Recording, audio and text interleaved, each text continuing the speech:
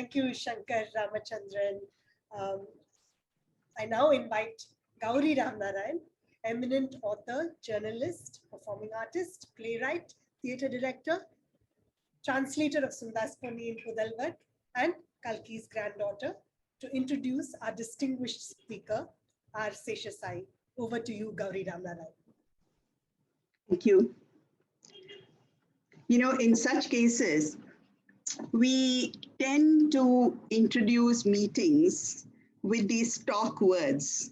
It gives me immense pleasure to introduce the speaker of this evening. Today, the words are no mere formality. It does indeed give me immense pleasure to introduce Shri R Seshasayee. Mr. Seshasayee did indeed try to do the job for me. He said, the standard introduction is useless in this case. Please introduce me as a student of literature, music, and science, and most importantly, as a die-hard fan of Kalki. Well, we cannot completely overlook the fact that Mr. Seshasayee is indeed one of the most important business leaders of modern India. I mention only 3 of the top-level positions that he has held.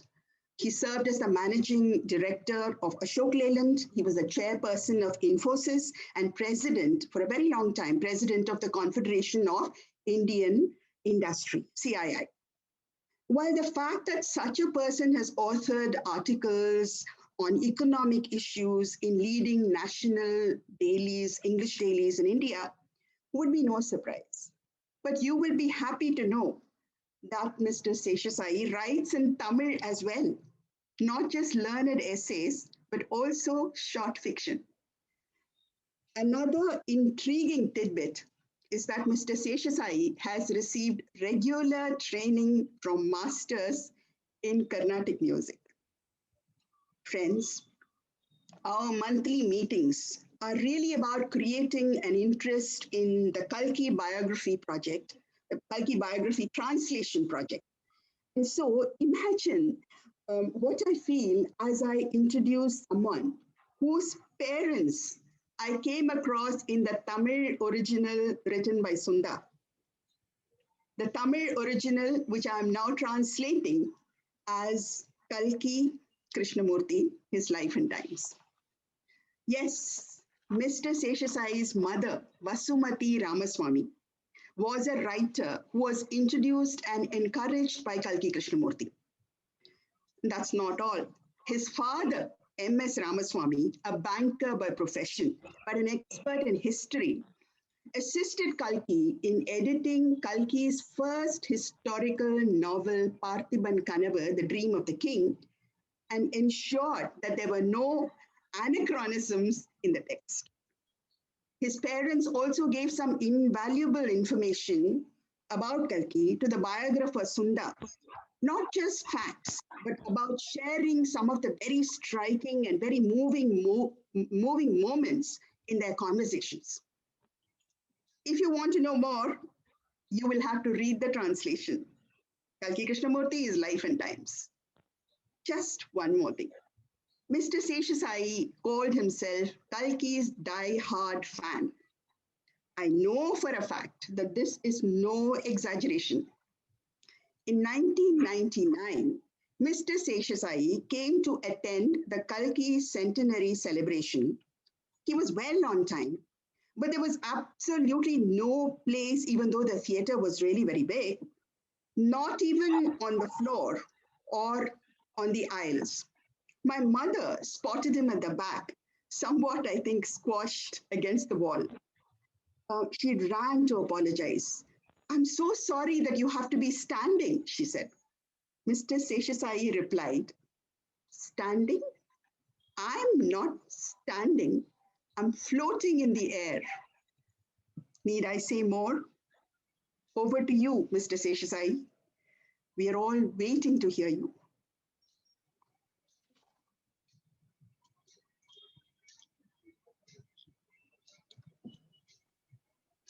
Thank you, Gauri. It's a true privilege, not a customary statement to make. It's truly a privilege to participate in this event. In fact, I was trying to speculate as to why you should have chosen me for this talk.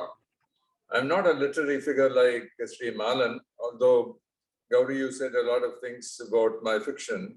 You know, I was reminded about one of the writers who came to my home when I was very young.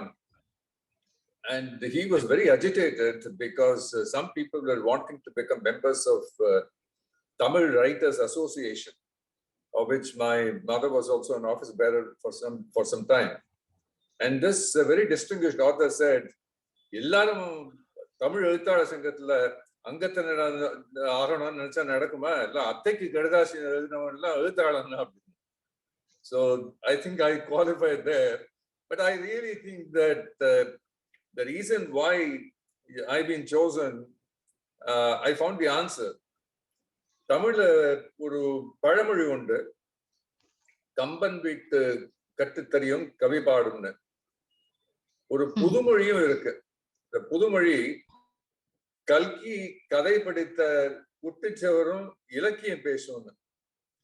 If you want to really prove that pudumozhi, I don't think you could have chosen anyone better than me. So that must have been the only reason why you've chosen that I should give this talk. But it's a great privilege, and I must also say that it was a great opportunity for me to ruminate all that I had read of Kalki in my early days after nearly several decades. This is a format which requires me to talk in English, so I will continue to give this talk in English. The topic for this talk is Kalki's nationalism and its relevance in current day. Kalki's life, as we all know, coincided with the high tide of freedom struggle and the birth of a new nation. Those were the years of red-hot patriotism.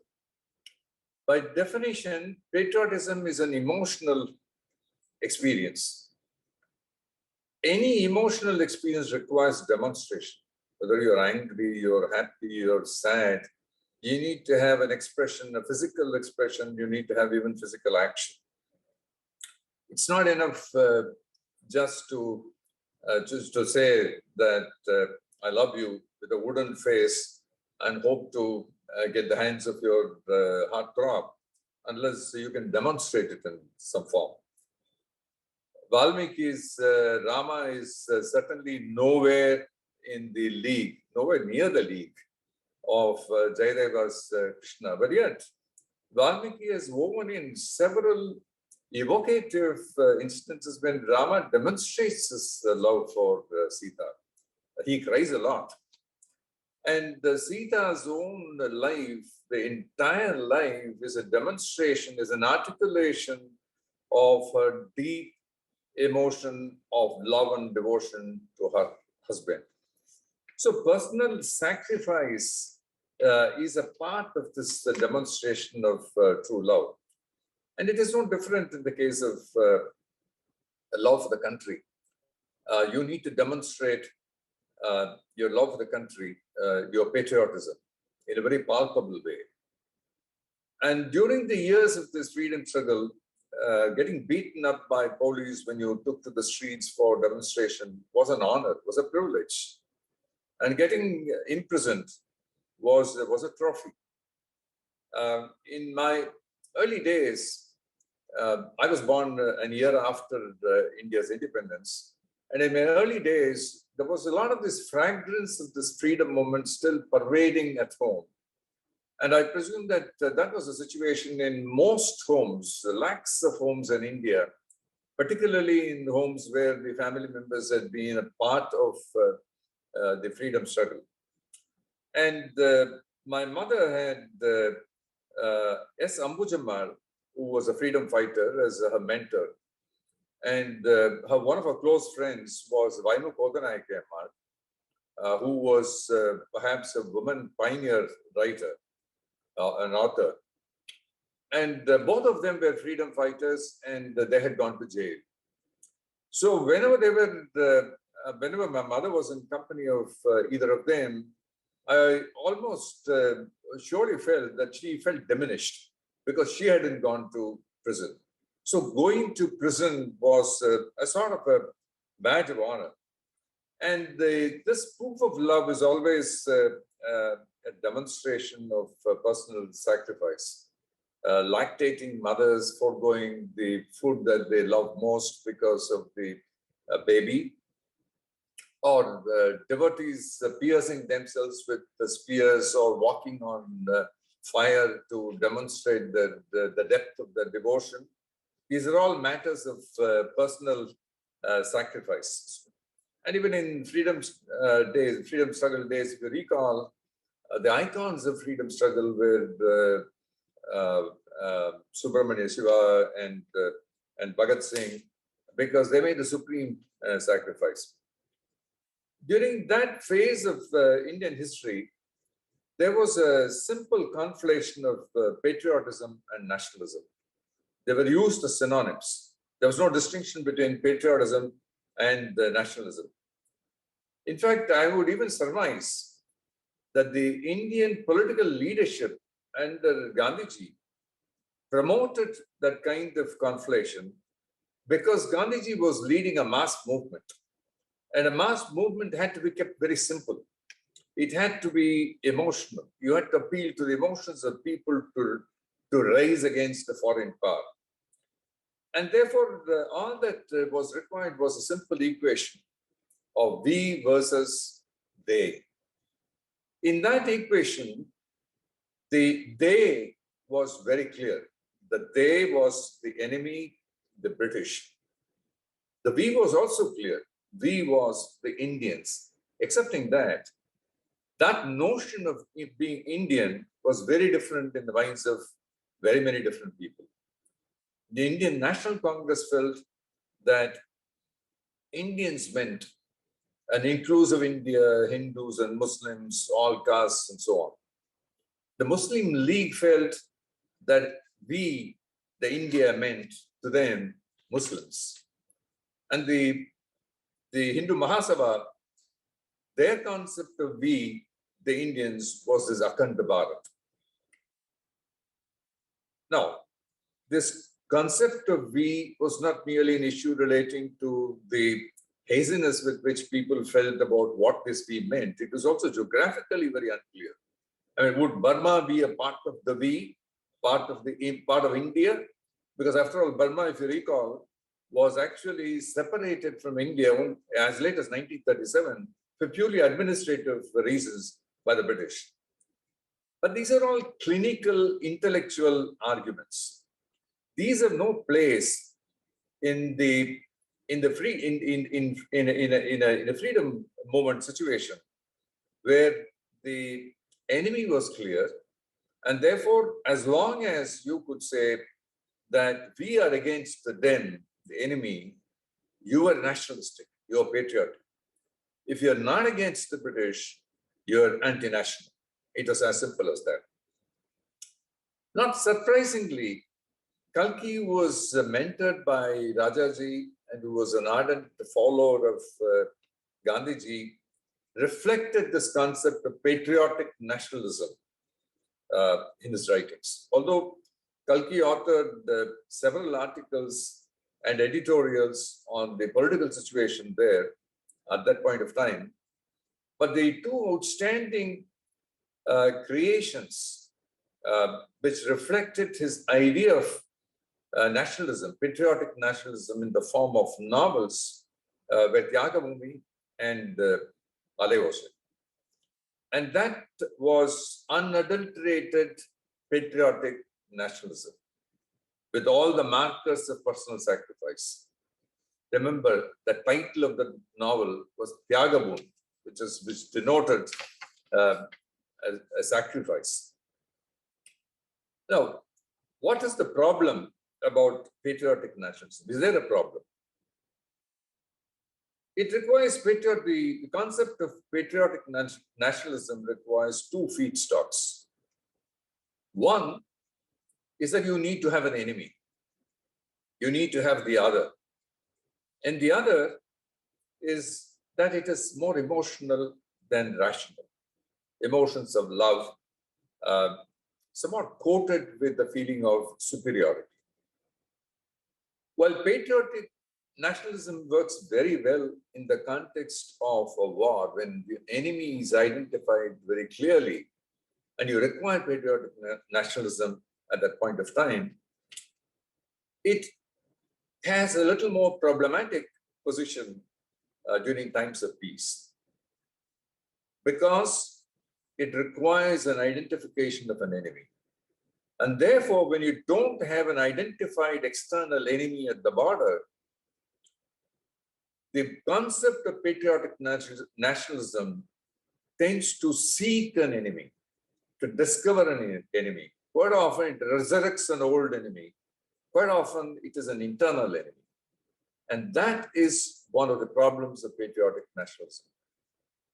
Tagore warned that this brand of patriotic nationalism during the time of the freedom struggle could be a problem, because there is a very thin dividing line between patriotic nationalism and xenophobia. He was prescient. If you now look around us, there are in many parts of the world authoritarian leaders who stoke the spirit of patriotic nationalism by identifying an enemy, quite often an enemy within, in the form of a religion or a creed or immigrants. Now, this is what Tagore was worried about. Gandhiji, on the other hand, was a practical politician. He had a mission, he had to lead a mission. The mission was to get the foreign aggrandizer to go out of the soil of India. And for that mission, patriotic nationalism was essential at that point of time. So Gandhiji, Tagore did have difference of views on that. But at that point of time, Gandhiji found patriotic nationalism was the most important weapon that he had.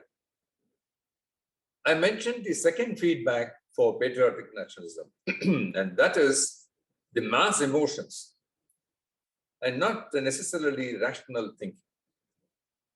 If you were to be rational, you would think that you would come to a very quick conclusion that nationalism is one identity. We have several identities. We have an identity in terms of our religion. We have an identity in terms of our language. We are a Hindu or a Muslim or a Christian. We are a Tamilian or a Keralite or whatever. There are several identities that we all have, not necessarily related to the language or the religion. We could be just part of a group, of a community. There is this fantastic community of Harley Davidson owners. Truly, the Harley Davidson owners, that community has more passion, more emotion attached to the Harley Davidson motorcycle than perhaps a patriotic national will have for his country. So there are several such identities. Now, despite these differences that we have in this country, with different languages, with different religions, with different cuisines, there are still many people who would argue that we have a shared common culture and a shared common destiny. Sri Aurobindo declared that Sanatana Dharma is nationalism. He said Bharat came into being with Sanatana Dharma and will perish without it. Now, without in any way detracting from the validity or even the necessity of such an argument, the unromantic dry truth is that what we share as one common thing is our constitution and the laws that are enacted under this constitution. What is an indisputable truth that binds all of us together, one common factor amongst all Indians, is a serial number that we have in the voter ID or the Aadhaar card or whatever. I can imagine that making such a pedestrian, giving such a pedestrian perspective of nationalism might itself make many people declare that I'm an anti-national. But that is the rational truth. On this rational reality, I want to layer 3 mega events that have happened in the last few decades in the world. I call them mega events only as you would call, for example, the landfall of a cyclone as an event. Cyclone itself is not an event. Cyclone hangs on the seas for several days or even weeks before it has a landfall. And it is in that spirit I call this a mega event, although that we could call them as mega trends. The first mega trend is the technology and communication revolution that we have seen. Technology has simply made national boundaries completely irrelevant. The internet has created new identities beyond geographies, beyond national boundaries. Facebook has got something like 2.5 billion users who are all a community. And Instagram has got 1.4 billion or 1.5 billion, almost the size of India, as their community. Some of these Instagram users would find that they are more loyal to the other users of Instagram and to the Instagram itself, rather than even to their nation. Another facet of this technology revolution is that you've got, let's say, a Tesla car, which has been put together from components sourced from at least 20 different countries, flying somewhere, running somewhere in Helsinki, let's say, getting into a problem with regard to its winding mechanism, window winding mechanism, or a wiper motor. There's a bug in that. And that bug is getting fixed by somebody sitting in an office in Bengaluru using a computer that is sitting, a cloud computer that is sitting in Shanghai at real time. So what technology has done is to completely, contemptuously make all national boundaries irrelevant. That's the first revolution, the first mega trend. The second mega trend is the climate change. The climate change has knocked the sense into our mind, into our head, that we are all interconnected as individual cells forming a part of a body, of a living planet. Something happens somewhere is bound to affect other parts of the world.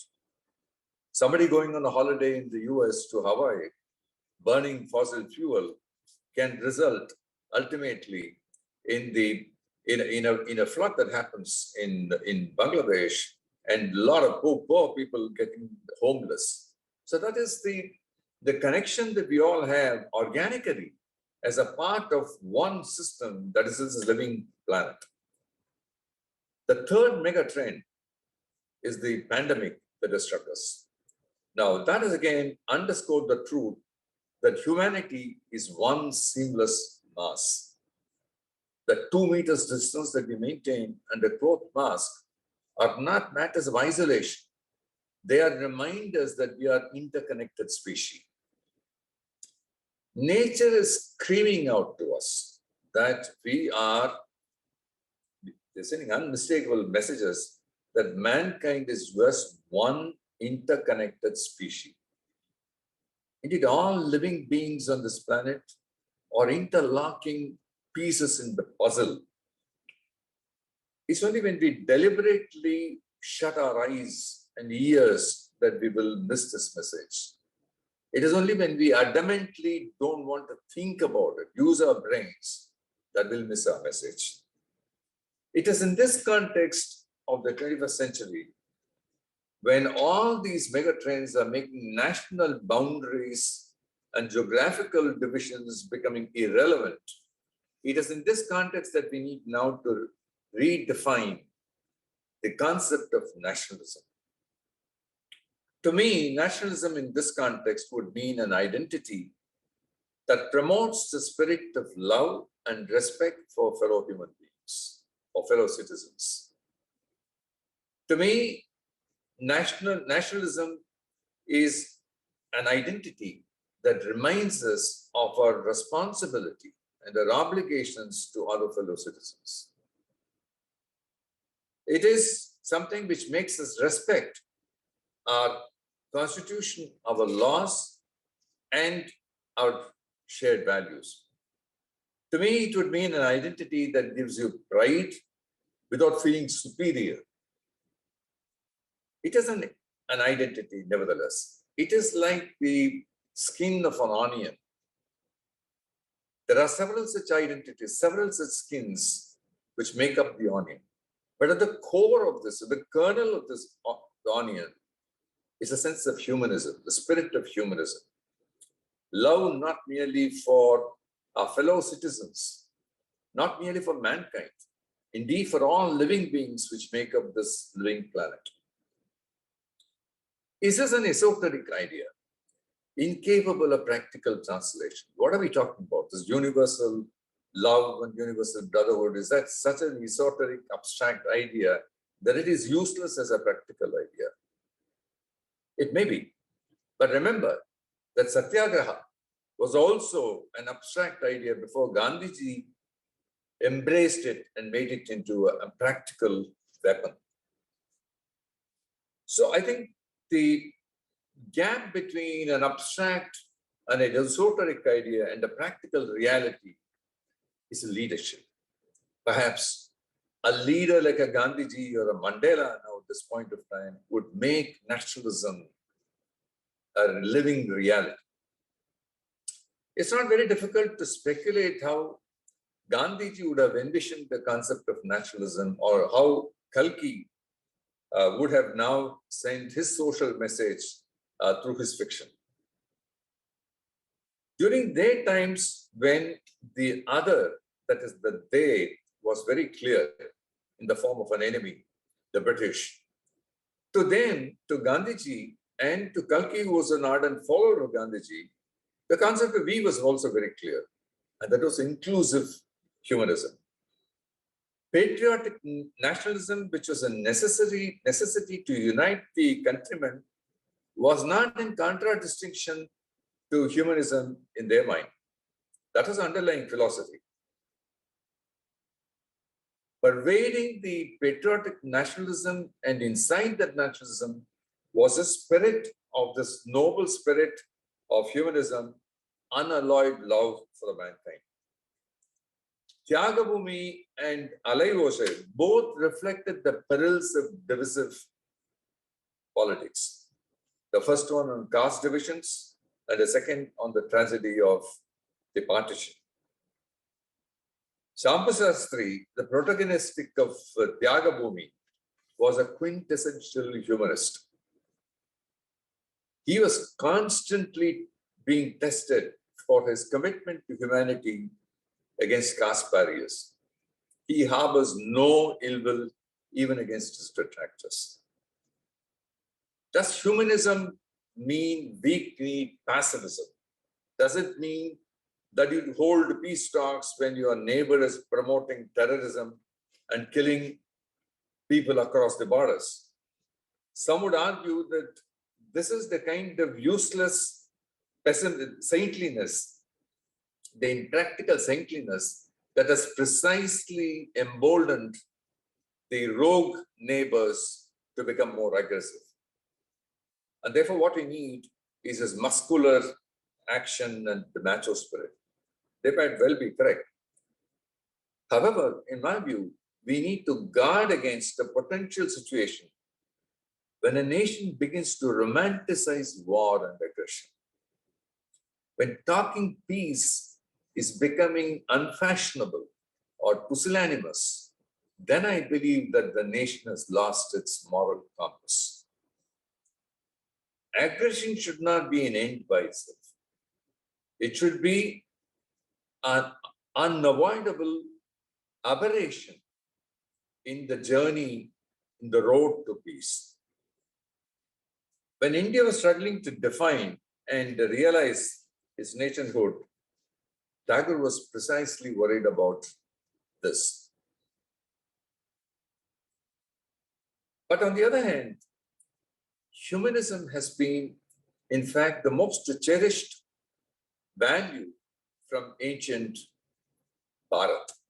The phrase Vasudeva Kudumbakam, that's the signature value of our civilization.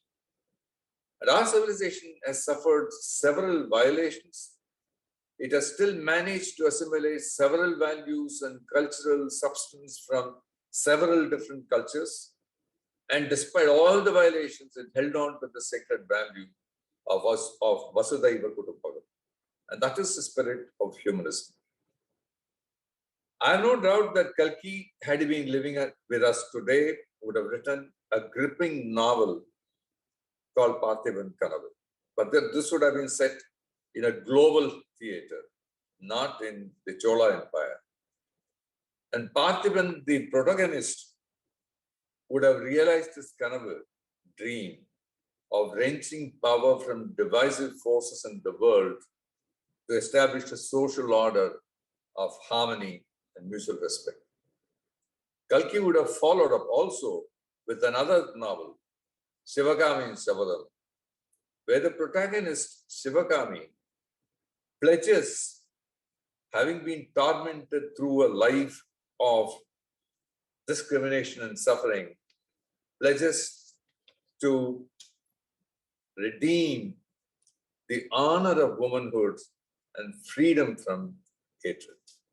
I'm sure the inheritors of Kalki's legacy would make this happen in reality. Gauri, please take note. Thank you very much for this honor, for inviting me for this event. Thank you very much.